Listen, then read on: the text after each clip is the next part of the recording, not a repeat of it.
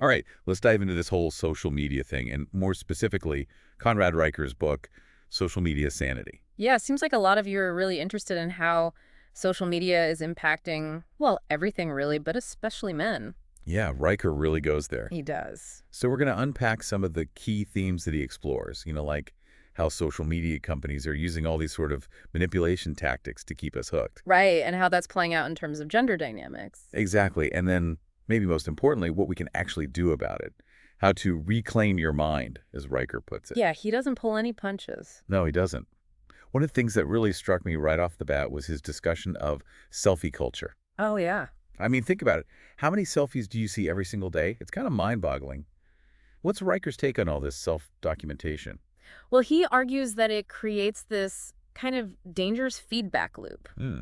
where external validation, likes and comments and all that becomes the primary measure of self-worth. Oh, that's scary. It is, and he points out that this can be especially damaging for women. I mean, think about the unrealistic beauty standards that are constantly being pushed online. Yeah, it's like everyone's trying to project this perfect image of themselves, which is impossible to maintain in real life. Right, it's all smoke and mirrors. Totally. And he actually highlights this influencer, Alexandra Cast.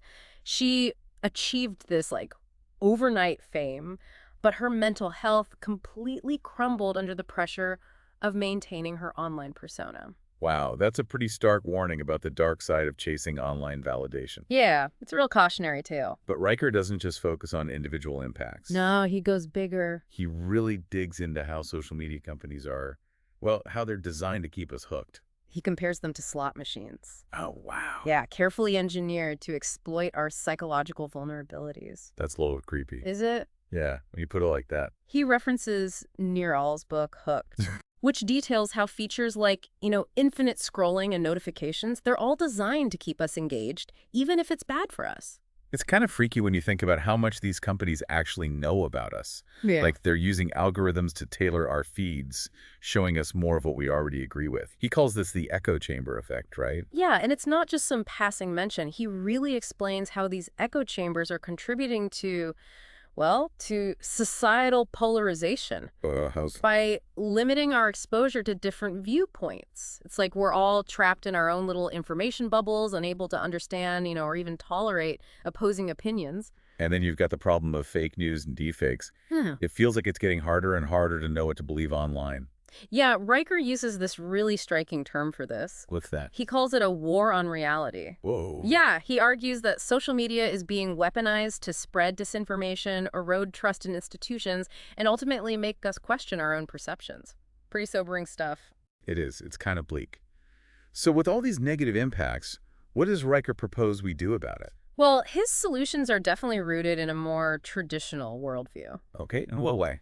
Well, he emphasizes the importance of men reclaiming their roles as protectors and providers, Interesting. especially within their families. He argues that with all these shifting societal norms, men need to step up and be those anchors of stability and strength. Okay, but what does that actually look like in today's world? It's more about understanding the principles behind those roles and adapting them to modern life. Okay, that makes sense. So protection, for example, it can mean being a source of emotional support for your family, shielding them from all the negativity and anxiety that's often fueled by social media. So being a leader and a source of strength within the family. Exactly. And that actually ties into this concept that he talks about, the red pill philosophy. Oh yeah, I was wondering about that. Can you unpack that a little bit? Yeah, he uses the analogy of the red pill from The Matrix, right? It's about choosing to see the truth, even if it's uncomfortable. Right. He argues that men need to question those mainstream narratives, particularly the ones that are being pushed through social media. To kind of develop their own understanding of the world. Exactly. He says this critical thinking is crucial for navigating the digital landscape, for resisting those manipulation tactics that are constantly being used against us. Yeah, so it's like choosing to see the world as it is, not as we're told it should be. Yeah, he even encourages seeking out communities of like-minded individuals, Okay, like what? what he calls red pill communities, for support and shared learning. It sounds like he's advocating for a pretty radical shift in perspective. He is. He believes that men need to wake up to the realities of the digital age and take responsibility for their own lives, for their families. He's not afraid to challenge conventional wisdom. and he wants his readers to do the same. Hmm. Riker also talks a lot about the importance of male mentorship in this digital age, right? Oh, absolutely. He argues that young men are bombarded with all these confusing messages about masculinity. So many mixed messages. Exactly. They need guidance from older, wiser men to help them navigate these complexities. It's about transmitting those timeless values and wisdom, helping young men develop a strong sense of self and purpose in a world that can feel very chaotic and disorienting. Yeah, to thrive in this new landscape, not just survive. Right, and a big part of that is building real-world connections, fostering genuine community. In a world that's increasingly dominated by online interactions, he sees these real-world bonds as crucial for mental and emotional well-being. That makes sense. We're social creatures by nature. Exactly. It's not healthy to live solely in the digital world. So what does he suggest? Well, he advocates for a return to sanity through things like social media detoxes, prioritizing those real-world relationships, and engaging in practices like meditation and mindfulness. So reclaiming our time, attention, mental space from those constant demands of the digital world. Exactly. He even provides some really practical tips on how to do a digital detox. It's not about abandoning technology altogether, right? No, not at all. It's about being more intentional, more mindful of how we use it. Okay, so like what? Setting limits on screen time, turning off notifications, being selective about the content we consume. Taking back control of our digital lives. Using technology in a way that supports our well-being, not harms it. Seems like a pretty balanced approach. I think so. He acknowledges the benefits of technology, but stresses the importance of using it wisely and intentionally. And he actually provides specific strategies and resources to help people implement these changes in their own lives. Well, I think we've covered a lot of ground in this first part of our deep dive. We have. We've looked at Riker's take on how social media is impacting our culture, the manipulative tactics that social media companies are using, and the importance of men stepping up and reclaiming their roles in this digital age. A lot to think about. So, picking up where we left off, one of the things that I found really interesting in social media Sanity is how Riker connects social media to, well, something as fundamental as family. It's true. I was surprised to see a whole section on family rituals. Yeah. At first, I wasn't sure how it fit in, with this whole idea of reclaiming your mind. Right. But the more I thought about it, it actually makes a lot of sense. He argues that these rituals, like, say, having a regular family dinner, no devices allowed, those kinds of things, they provide this vital sense of grounding, connection, in a world that's constantly vying for our attention. It's about being present in the moment, resisting that urge to check our phones, scroll through social media. Right, which we all do. All the time. He really stresses the importance of those face-to-face interactions, something that honestly can get lost pretty easily these days. Oh, yeah, I'm definitely guilty of that. I think we all are. But those shared experiences, even little rituals, they can be incredibly powerful for strengthening family bonds. Especially with all the pressures and distractions coming from social media. Exactly. It's like creating this sense of unity. Belonging. Yeah, an antidote to that isolation that many people experience online. And he suggests that men, we should take a proactive role in establishing and maintaining these rituals. Yeah, it's not about being controlling or anything like that. Right. It's more about setting a positive example. Yeah, creating a space where everyone feels connected and supported. Which actually ties back into that whole idea of men embracing their roles as protectors and providers, right? Absolutely. But in this case, it's not just about physical protection or financial provision. Right. It's more nuanced than that. It's about protecting the family unit from the negative influences of the digital world and providing that stable, nurturing environment where everyone can thrive. Which actually leads into another interesting concept that he explores. Oh, which one's that? The sacralization of motherhood. Oh, yeah, that's a powerful one. What does he mean by that? Well, he argues that in a digital world that often objectifies and frankly, trivializes women, it's crucial to honor and respect the unique and vital role that mothers play. He uses the term sacred to really emphasize the importance of this role. Right, it's not just about biology, It's about that deep and meaningful connection between a mother and her children. Mothers are the nurturers, the caregivers, the ones who create that sense of home, of stability for their families. And he sees this role as absolutely fundamental to well, the well-being of society as a whole. Totally. But he also acknowledges the challenges that mothers face. Yeah, especially in a society that often undervalues and undermines their contributions. Right, and he points out that they're bombarded with these unrealistic expectations, Yeah. pressured to conform to these impossible standards. Whether it's about their bodies, their parenting choices, or their ability to, do it all. And it feels like those pressures are just amplified by social media. Oh, absolutely. Right, where you're constantly seeing this distorted and idealized view of motherhood. Yeah, it sets the bar impossibly high. So he encourages mothers to reject those unrealistic expectations and to find strength and empowerment in embracing their unique role. And he also emphasizes the importance of fathers stepping up, providing support and partnership. Right, it's a team effort. It is. It's about creating that family structure where both parents feel valued and empowered. Where they can work together to raise their children in a healthy and loving environment. Yeah, he sees that kind of supportive family structure as an anchor in this digital storm. A source of stability and meaning in a world that can often feel pretty chaotic and overwhelming. Exactly. But even with a strong family structure, the digital world still throws a lot of curveballs our way.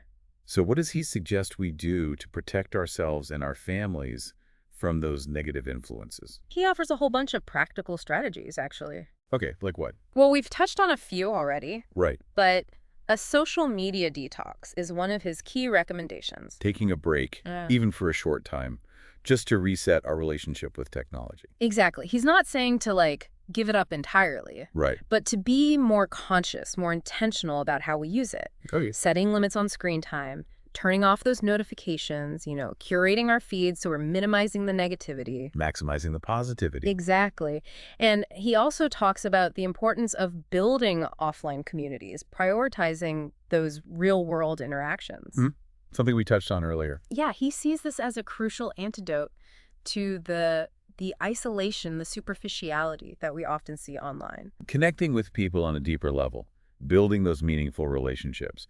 Finding a sense of belonging and purpose outside of the digital world. Exactly. And he suggests all sorts of things, joining a club, taking a class, volunteering in your community. All great ways to foster those genuine connections. To build that sense of belonging. Yeah. And of course, there's mindfulness and meditation. Those always come up. He sees these practices as essential tools for reclaiming our minds, cultivating a sense of inner peace in this world that's constantly vying for our attention. Learning to be present. Yeah. To quiet that mental chatter, connect with ourselves. He actually provides some pretty simple techniques for getting started. Okay. And he emphasizes that it doesn't have to be this big, complicated, time-consuming thing. Right. Even just a few minutes of focused breathing or mindful observation, it can make a difference. I like that. He also encourages people to explore their spiritual side, right? Yeah, to connect with something larger than themselves. Finding that source of strength, guidance, and meaning in a world that can often feel chaotic and uncertain. Yeah, and he's not advocating for any particular religious belief system or anything. Right. It's more about finding that source of connection, that sense of purpose that really resonates with you on a personal level. One thing that really resonated with me was his discussion of cyberbullying and trolling. Oh, yeah. He calls it the invisible enemy, which is so accurate because it's so insidious and hard to confront. It really is, but he offers some really solid advice. Like what? Well, first and foremost, don't engage with trolls. Yeah, you're just feeding the fire. Exactly. Block them, report them, move on. And he reminds readers that they're not alone. Cyberbullying is a huge problem, and there are resources available to help. Right. Reach out to friends, family, a trusted adult, or even seek professional help if it's really severe. Absolutely. But he also stresses that we need to change the culture that enables this kind of behavior. We all have a responsibility to speak out against harassment when we see it. To create a more compassionate, more empathetic online environment. It's about digital literacy. Teaching young people how to navigate the online world safely and responsibly. Exactly. Fostering that culture of respect and accountability online. Just like we strive to do offline. He also gets into the whole psychology of viral trends, which I thought was fascinating. Oh yeah, those seemingly harmless online fads. Right. But they can actually have a surprisingly powerful influence on on how we think, what we believe, how we behave. Yeah, it's easy to get swept up in that. It really is. He talks about that desire for validation, for attention, and how that can drive people to participate in trends, even if they're, potentially dangerous or harmful. Right. Peer pressure taken to a whole new level. It really is. And he talks about the role of influencers and celebrities in this whole thing. Hmm? They have a responsibility to be mindful of the potential impact of their actions. Right, because they have huge platforms. They do, they do. But even for us regular folks, it's easy to get caught up in the hype of a viral trend. Oh, yeah. So Riker encourages us to take a step back, think critically about what we're consuming, the behaviors we're engaging in. Be mindful. Be mindful, exactly. He also cautions against what he calls the deceptive mirage of instant fame, which is something that social media often presents. It's so easy to get caught up in that pursuit of online popularity. It is.